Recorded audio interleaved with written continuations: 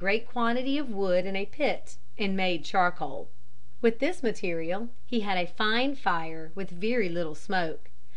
Every day also he went to the top of the hill back of his shelter in order to discover if possible the approach of savages. Chapter 36. The Landing of the Savages. Another year passed by. Robinson longed more and more to get away from the island. Year after year he had hoped and watched in vain for a passing ship. Every day he would scan the waters that held him prisoner for the welcome sight of a sail. He had been disappointed. Now his only hope was to escape to the mainland in some way. He feared the savages. He had heard stories of their being cannibals. But if they could come to this island in their canoes, against the prevailing wind, why could he not get to the mainland with it in his favor? Strange as it may be, Robinson began to wish for the return of the savages. He hoped to watch them at a distance and find out something about their customs. More especially, he wished that he might capture one of them. He had two reasons for this. In the first place, he would have a companion. He pictured fondly how he would teach him gentle manners and the English speech. And, too, the companion would be able to help him. Besides this, he longed above all to know more of the mainland and whether it would be safe to go there. He wanted to find out in what kind of boat they made the voyage. He thought that if he had such a person he would have someone to show him the way to reach the land. The more he thought, the more anxious he became to see the savages on the island. He thought so much about it by day that he dreamed about it at night. One night he dreamed that the savages came, drew their boats upon the shore, and began to prepare their feast. As he watched them, one of their number broke away from his fellows and came straight toward his hiding place. Robinson thought he rushed out, drove away those that followed the fleeing man, and rescued him. This dream made a deep impression upon him and made him await the coming of the savages with great hopes and eagerness. It was more than 18 months after he had formed this plan of capturing one of the savages before the savages made their appearance. Robinson was surprised one morning to see no less than 5 canoes drawn up on the shore at a point on his side of the island, about 2 miles below his shelter to the south. The people that had come in them were on shore and out of sight. Robinson went back to his shelter to make his plans. He made up his mind that he would be foolish to attack them. There must be 25 or 30 of them. He finally went to a point where he could see farther inland and soon caught sight of a crowd of about 30 savages. They were naked and dancing around and around in a circle. All the while they were singing and making hideous noises. There was a fire in the center of the ring of savages. "They are cooking their feast," thought Robinson. "Maybe I can surprise them while they eat and rush in and seize one." But this seemed too great a risk to run. He had no weapons but his bow and arrows, his lance and knife. What could he do against so great a number? But fortune favored his plans. As he gazed at them from his safe distance, he saw one of their number break away from the rest and run with utmost speed directly toward his hiding place.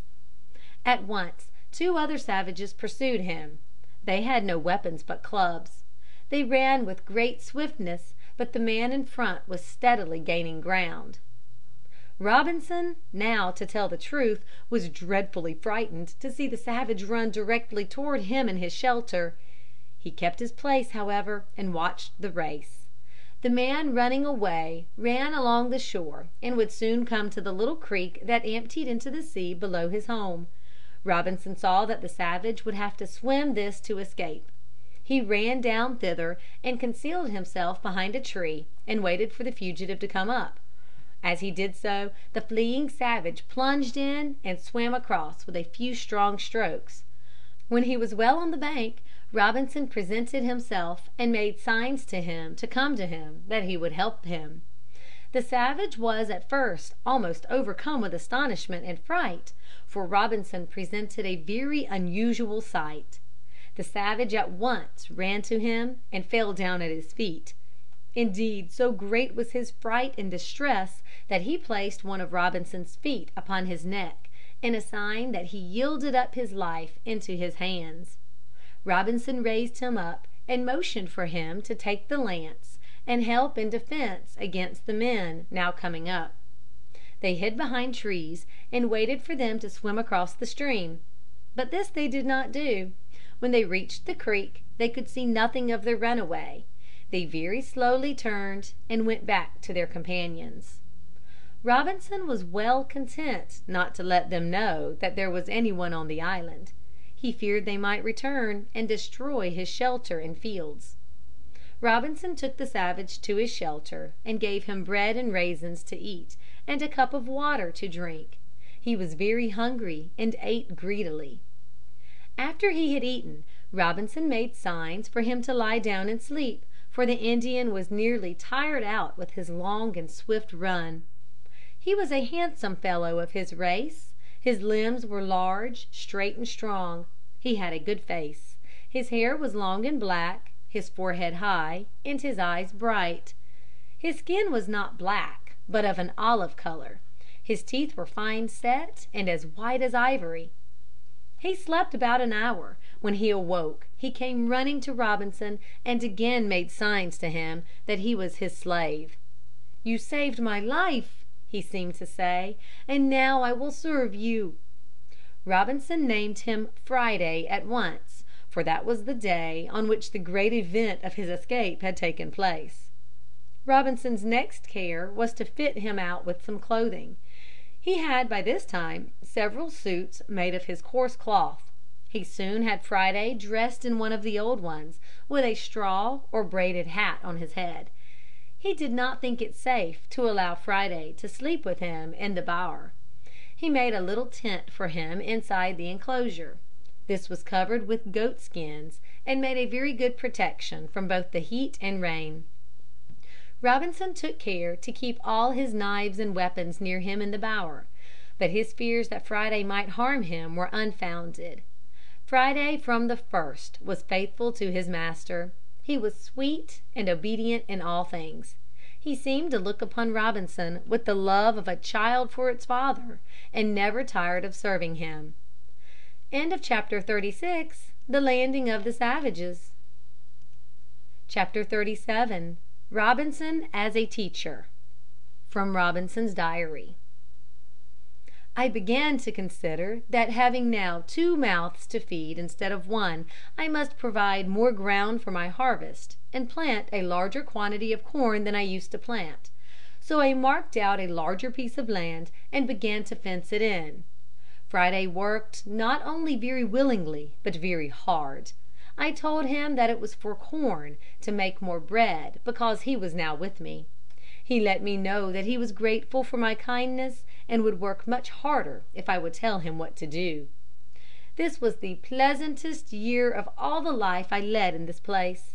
Friday began to talk pretty well and understood the names of almost all the things that I called for and of all the places which I wished to send him, and I was careful to teach him all the things I knew. I showed him how to plant and harvest corn, how to gather fiber, spin yarn, and to weave it into cloth. He learned these things quickly and became very skillful in making pots. He knew something about this because at home he had seen the women make them. He ornamented them with figures of birds and flowers. I taught him about the true God, but as for writing, he could never do much with this. I had no books and could not make him understand the importance of writing. He began to talk a great deal to me. This delighted me very much. I began to love him exceedingly. He was so very honest and faithful. After I had taught him English, I tried one day to find out whether he had any wish to return to his own country, and as I talked to him about it, I saw his face light up with joy and his eyes sparkle. From this I had no doubt but that Friday would like to be in his own country again. This for a time made me sad, to think how eagerly he would leave me to be among his savage friends. "Do you wish you were back in your own country, Friday?" I said to him one day. "Yes, he said. "I'll be mucho glad.